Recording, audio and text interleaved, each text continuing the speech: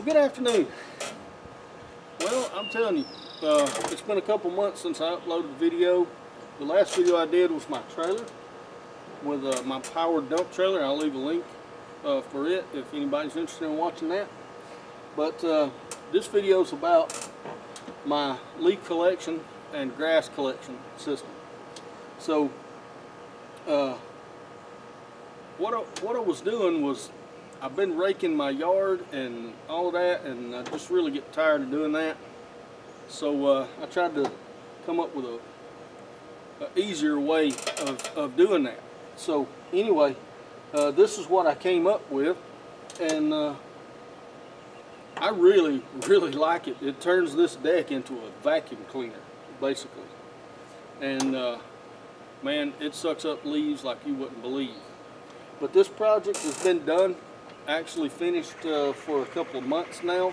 I just haven't had a chance to get it uploaded. I actually finished it back in March, I believe.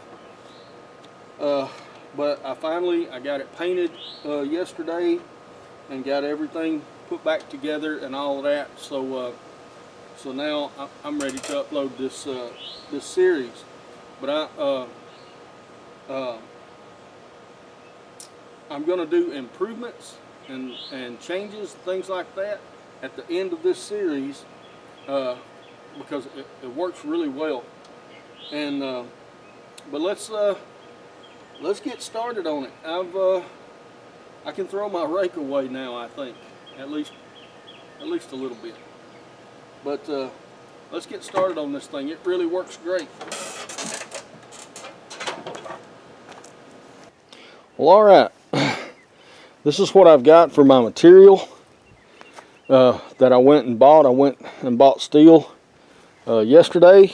I've got 40 feet of 1-inch angle. It may be more than I need. It may not be quite enough. Not really sure yet. And I got a 1/8 inch plate, or a sheet, that's 4x8. It's a 4x8 sheet of 1/8 inch steel, which that's going to end up, I'm going to make my impeller from that. Also the impeller housing, you know, and that'll be about all I get out of that. But I'll be keeping that sheet. I can use it for another project sometime. As we come over, I'm going to be using this piece of styrofoam that came from my, it actually came from my table saw, so it's several years old. But I cut the bottom out of my table saw styrofoam, which is right over there. And hopefully I can get a good fiberglass plug. I'm going to be using fiberglass here.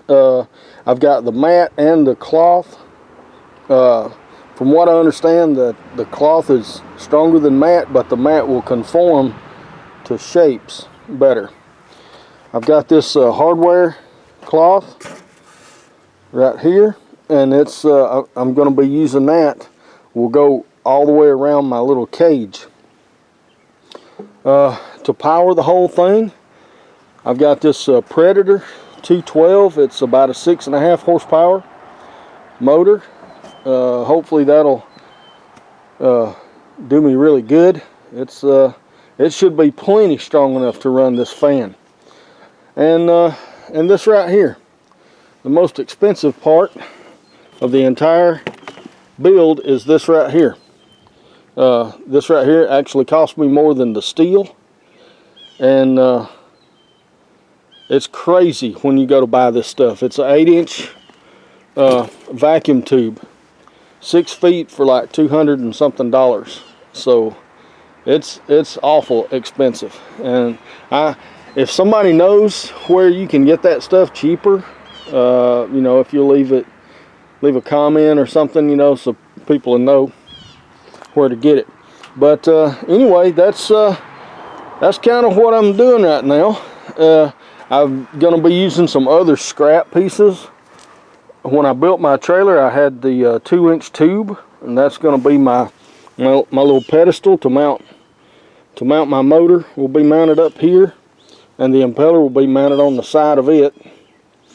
And Anyway, I'll be using some of that 2-inch tube, and there's other scrap stuff too. But anyway, let's go ahead and get this thing started, and we'll see where it goes from here. I don't have any drawings or anything like that. I'm just trying to get started. I've got it all in my head. So you get these motors, you get an owner's manual. Okay, spark plug wrench, things like that. Hey, styrofoam, I can use that. Then you get the motor.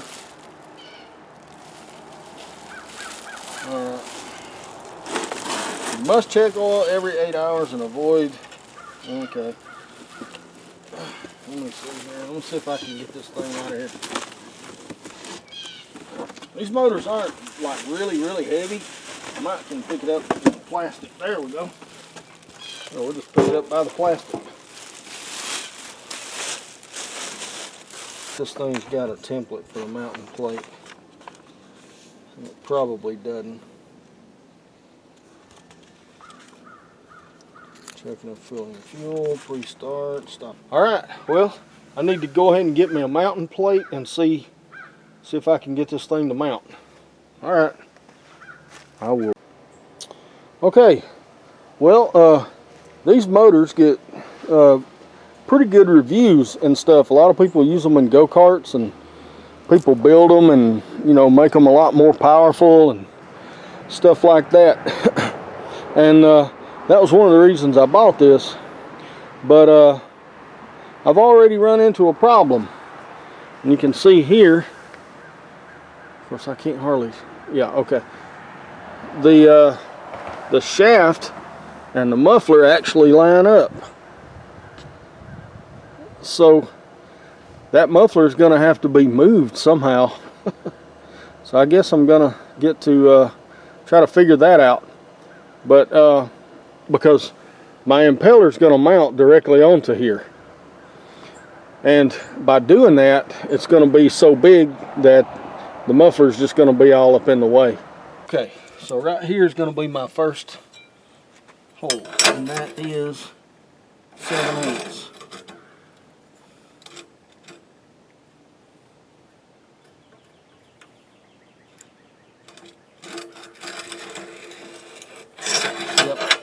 Okay, they hit it, so that'll be a hole right here.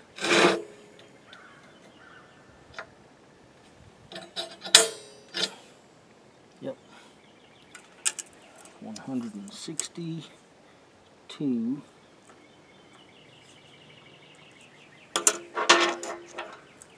Just snap it.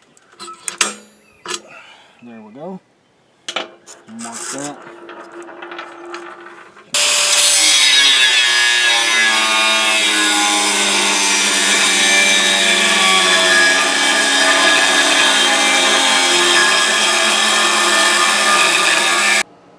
About 18 3/4.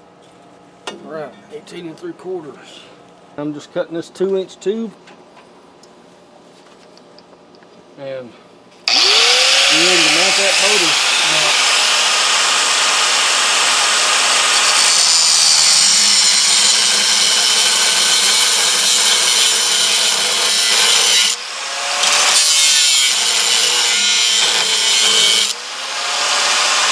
Alright, this is kind of how it's going to look. This is kind of how it's going to look. The mounting plate will be up here on top of these, and of course it'll be welded down and all that, and the motor will be mounted directly above those two things. Okay, just getting ready to cut my spacers. That'll go between my uprights. It'll go between these two uprights and hold both sides at the same distance apart. So I'm going to get them cut.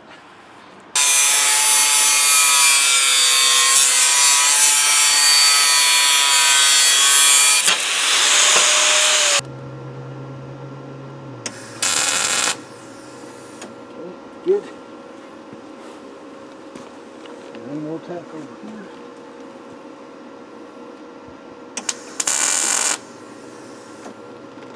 All right.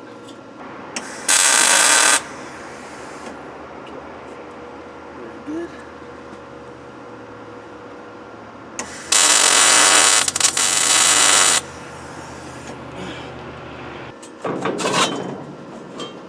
All right. I think I can deal with that. Now when it comes back in, I think I can deal with that all day long. Yes. All right, I'm going to take it over to the bench and get it all welded up. Hopefully it won't get all messed up.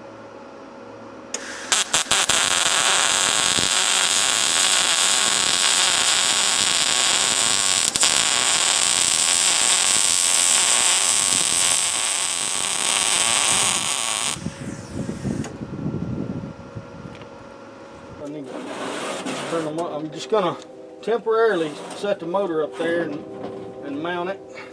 Put the bolts in, make sure I got the right bolts and the right patterns and all of that. Yeah, look at that. Oh, wait a minute. Oh no. That's got to be turned this way. Shah. I'm going to have to drill new bolt holes now.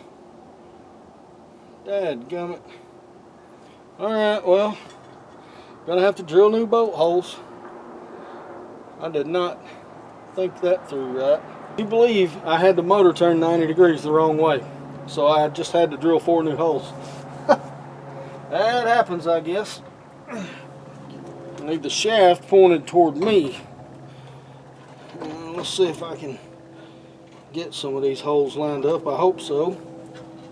I've got stainless steel bolts. That's what I'm going to use on this. Alright, well, got her full of oil. I actually even put this on there mainly because I didn't want to have to keep up with the key, and that's going to be going on there anyway. But this is what's going to be mounted to my impeller. My impeller will actually be built off of this, and I'll be able to mount the housing directly to the motor with these 4 bolts. So that's great. The only thing is like I said, this muffler is in the way. But anyway, it's full of oil. I've got a little bit of fuel in it, and now I'm just going to see if I can't figure out how to start this thing. Alright, top's choke. Let's start. Fuel is on. Yeah, and this thing does kind of move back and forth, but it can't fall. Engine switch on. Let's see.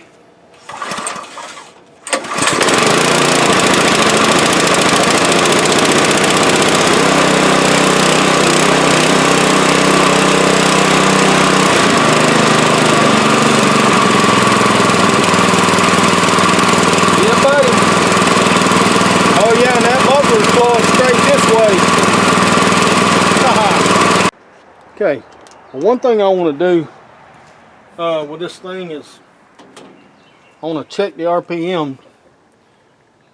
This thing's supposed to run 3,800, which, you know, it may go a little over that or a little under that, but I want to see what kind of RPMs I'm going to be spinning this impeller at different throttles.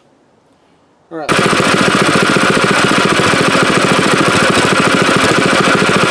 So at idle, it's running about the same speed as my dust collector. My dust collector is running 1800. This one's running about 17. All right, let's throttle it up.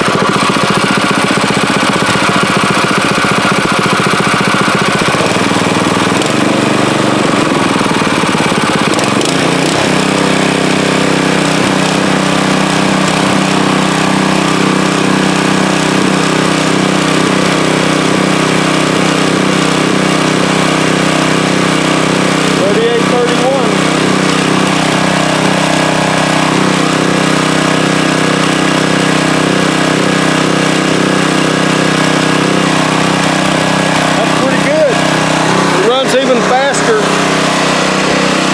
runs a little bit faster than it's actually spec. Alright, well, my printer's about out of ink, but I designed this impeller last night on SketchUp, and I've got all my dimensions here, and I can actually read them. I don't know if you can read them or not, but I can see, like, this is 4 inches, 6 1/8, and all this. But this is my impeller, and this is the way I'm hoping to build it, except for the disc around the back. I'm going to make it smaller. It's actually going to be about, this is a 14-inch diameter altogether, so this disc is going to be 7 inches instead of 14 inches. And this center right here is actually this part here that I got from Harbor Freight, from Tractor Supply. It fits the shaft of my motor. It's a 3/4 inch arbor hole through the middle of it. So that's going to be the center of the entire thing. So trying to get perfect circles and all of that is going to be kind of tough. But what I'm going to do is I'm going to use my lathe to cut me some templates. I'll cut me some templates on that, and I'll try to use the plasma cutter to cut these discs and holes and, you know, things like that. So we'll just have to see how that goes. I don't really know how it's going to go, but we'll see. Okay, well, I took my measurements from here for my fan blades, and I went over to the bandsaw and I cut out a template for my plasma cutter. Okay, so one thing to remember, this is supposed to be 6 1/8 inches long, 4 inches tall, and 4 inches to this point here, and it's like 1.5 inches down to here. So what I had to do, my plasma cutter cuts 3/16 wider than the template. So I took, basically this is 3 13/16 high, you know, 4 13/16, or 3 13/16 this direction. So I had to make the template smaller than the actual fan blade, so to compensate for the plasma cutter. I also had to do the same thing here. Okay, now this part here will mount right there, you know, in the middle. It'll mount there in the middle, but that hole is 3/8 larger diameter, because since it's a circle I had to double it, right? And by the time I cut that out, it should be the right size, I hope. Across, and then I'll cut my fins out of that.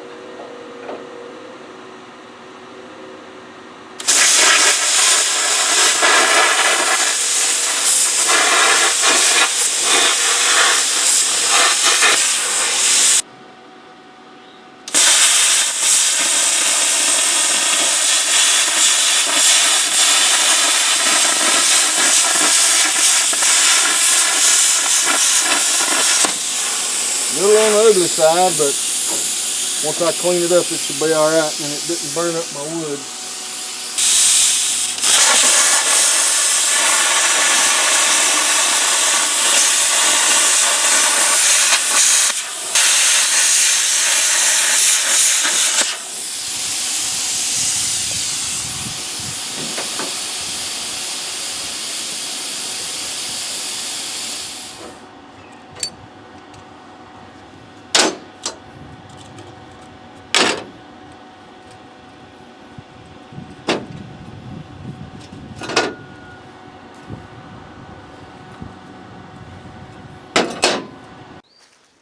Okay, well, I decided to go back, just trash that last idea. I cut that hole from here with a template, and I had I think it was 1 3/4 inch hole here that my bushing would sit in. Well, I've decided not to do that. I ended up cutting that hole a little bit too big, and I'm worried that I won't be able to get this thing straight. So on this one, I actually built me a circle cutting jig. Maybe that circle will be a little bit more true, and I'm only going to put a 3/4 hole in it. I've got a drill bit that'll drill a 3/4 hole, and hopefully that will get me where I can just weld that thing right on there and not have to worry about it. But I should have went slower. It's cutting really good now. Well, alright. Okay, I've got this one all cleaned up now, back kind of where I was with the other. But now I marked my 60-degree marks. I actually marked it with an angle grinder because I realized that I was going to have to come back and clean this steel in order to weld the vanes on. But I punched my 3/4 hole through there, and that should go on there.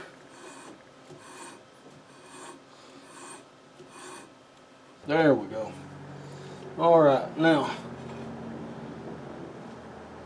Okay. Very good, very good. Alright, now this should go right on there like that.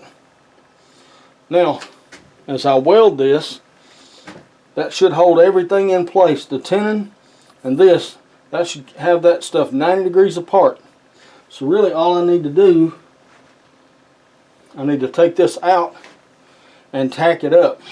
But I'm going to clean this up real good first, and I'll just clean the whole thing probably, because the vanes weld onto that also.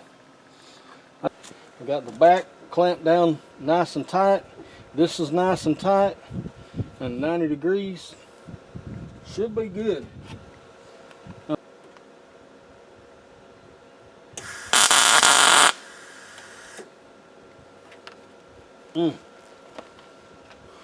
Keep putting this thing in grind mode. See blue spots. Okay, that wasn't a good tack. That was. Alright, I'll go to the opposite side.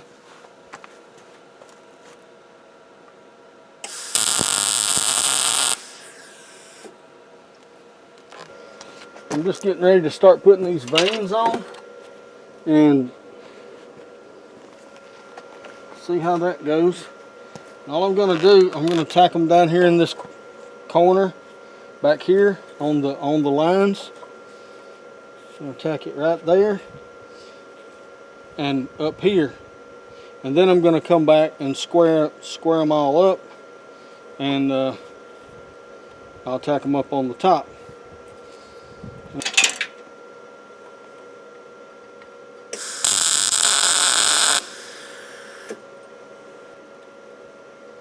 Right, there we go. On the line.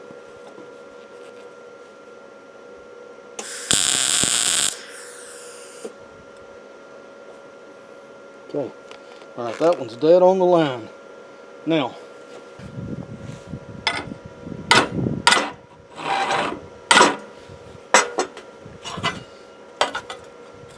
alright, now we're square. We're square. So, I'll put my tack back there to hold it up and keep it square.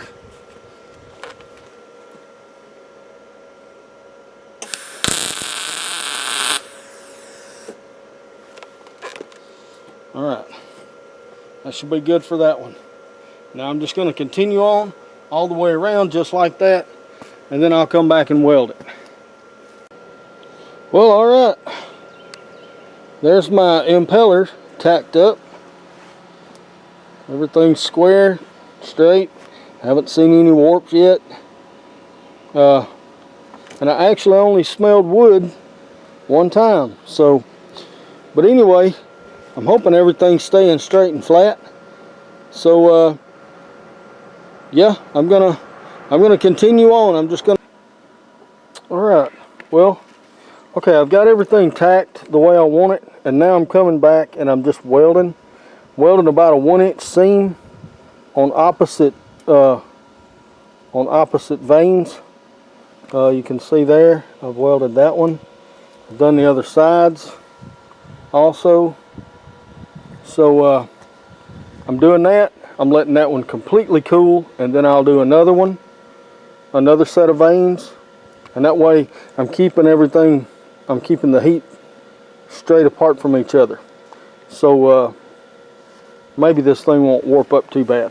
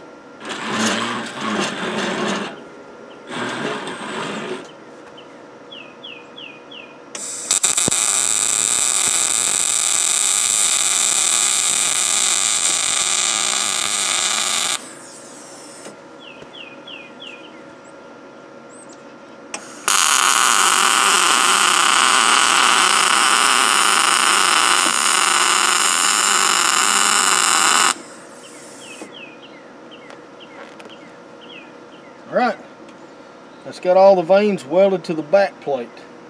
Now my next rounds will be making these welds up the vanes, and I'll do this vane and I'll do that vane. I'll do both sides of this one and then both sides of that one. Then I'll let it rest, let it cool, and then I'll move to 2 more opposite sides, and then this thing should be welded up. I still want to go back and hit these corners here. They say that, you know, that could be a weak spot, so I'm going to come back and hit those corners. But yeah, this thing's welding up good. It hasn't warped yet. And what I'm doing, I'm making like a 1-inch weld on both sides of the vane. So that's 2 welds, and then I'm coming straight across to the other vane, making 1-inch welds on it. It's 4 welds, and then I just walk off, take a break until I can come back and touch it. It's taken quite a while to get here. So trying to miss these set screw holes and all that is kind of a pain. But anyway, I'm going to leave it in the clamps until it cools down some more, and I'm going to take it out of the clamps, and I'm just going to go back and hit these corners up under here. You know, up under each one of those, you know, just to help keep it strong. But it's looking pretty good. Well, to try to balance this thing, what I did, I went down to the hardware store and I bought a couple of flange bearings, and I welded the flange, or just very light tacks, welded them onto this piece of angle here and just tacked it down to my table, and that gives me nice rotation here. So maybe I can get this thing, and what I'm going to do is I'm going to rotate it and just let it come to a stop and see if it swings, see how it swings backwards. Alright, so I'm believing, yeah, that fin right there is a little on the heavy side. So what I'm going to do is I'm going to come straight up from here, because that's the bottom part, straight up from there up to here, and I'm going to put a weld up there. It shouldn't, I don't think it's going to take that much, but this is what I've got. So I don't know how much it's going to take, but this is definitely my heavy side, so we're just going to try to fix that.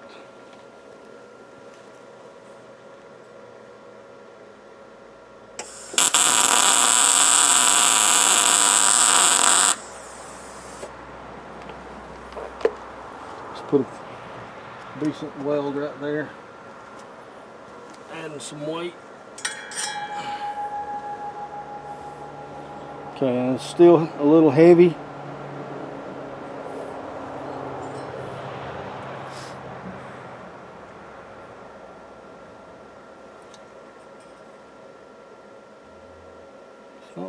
It's not a lot heavy anymore, but it is still a little heavy right in that same spot. Okay, so we'll put some more on there. And there again, I'm trying not to heat it up where it'll warp.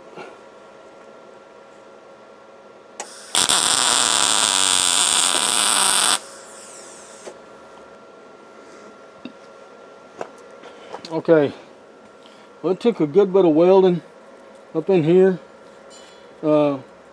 and one spot over here, but it's